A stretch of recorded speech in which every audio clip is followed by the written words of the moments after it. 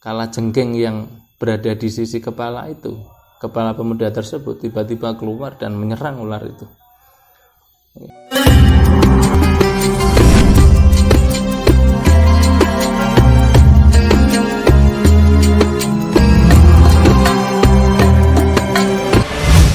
Assalamualaikum warahmatullahi wabarakatuh. Selamat datang di RA Media, Yayasan Pendidikan Riyadul Akhyar.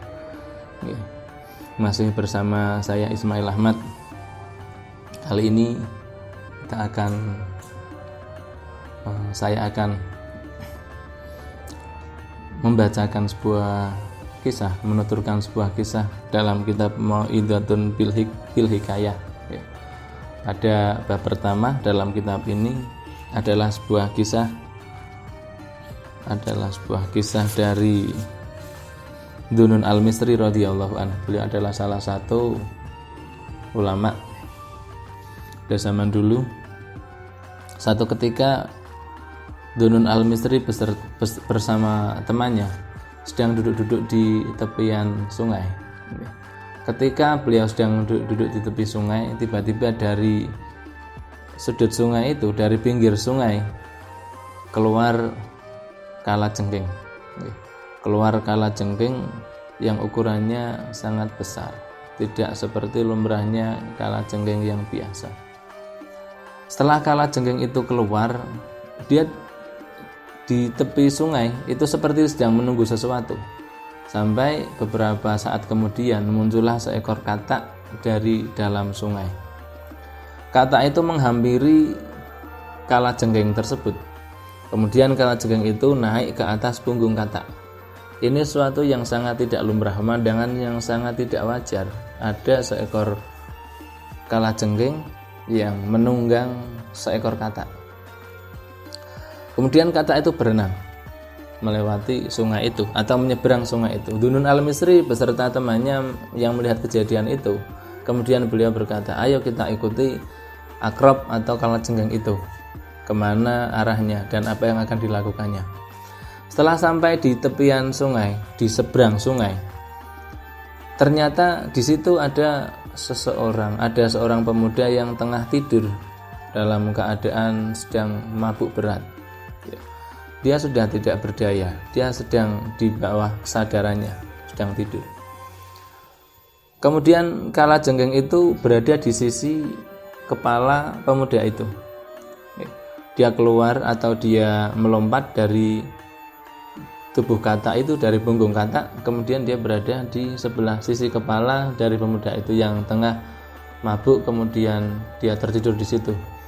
Kemudian katak itu, setelah kalajengking itu melompat dari punggungnya, katak itu pun kembali ke tempat asalnya dan menyelam ke dasar sungai. Setelah beberapa saat diperhatikan oleh Dunun Al-Misri, dari arah yang berlawanan, dari kaki pemuda itu ternyata muncul seekor ular.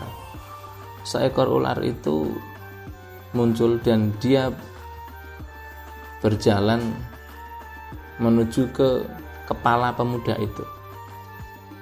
Ketika hampir sampai ke kepala, ular itu bersiap untuk mematok kepala pemuda itu. Namun di saat yang bersamaan, ketika kepala ular itu hendak menggigit atau mematok kepala pemuda itu, kalajengking yang berada di sisi kepala itu, kepala pemuda tersebut tiba-tiba keluar dan menyerang ular itu. Sampai ular itu mati karena kalajengking tadi. Setelah ular itu mati, katak yang berada dalam sungai keluar lagi, dan kalajengking yang baru saja membunuh seekor ular itu naik kembali ke punggung katak dan dibawa katak kembali menyeberang ke tepian sungai dari arah yang berlawanan. Dunun Al-Misri yang menyaksikan kejadian tersebut, kemudian dia pun membangunkan pemuda itu. Dunun Al-Misri membangunkan pemuda itu. Fafataha ainahu faqala ya fata undur mimma najakallahu hadhil akrabah. Beliau mengguncang-guncang tubuh pemuda itu sampai pemuda itu membuka matanya. Kemudian beliau berkata, "Ya fata undur mimma najakallahu hadhil akrabah." Wahai pemuda, cobalah lihat apa yang telah Allah perbuat atas dirimu dengan kalajengking yang baru saja menyelamatkanmu. Kemudian pemuda itu ketika membuka matanya, dia melihat seekor ular yang telah mati berada di atas tubuhnya dengan bersimbah darah. Kemudian dia bertanya, apa yang membunuh ular itu dan menyelamatkan saya? Ibnu al-Misri menjawab bahwa seekor kalajengking telah menyelamatkanmu. Begitu. Bismillahirrahmanirrahim. Kemudian pemuda itu pun berkata, Ilahi hada fi'luka biman asoka fa kaifa rifkuka biman yuti'uka. Pemuda itu berkata, ya Allah, kepada saya orang yang telah bermaksiat kepadamu saja engkau menyelamatkanku dari bahaya seperti ini. Maka bagaimana dengan orang yang selalu taat kepadamu, pasti kau akan selalu menjaganya. Ya.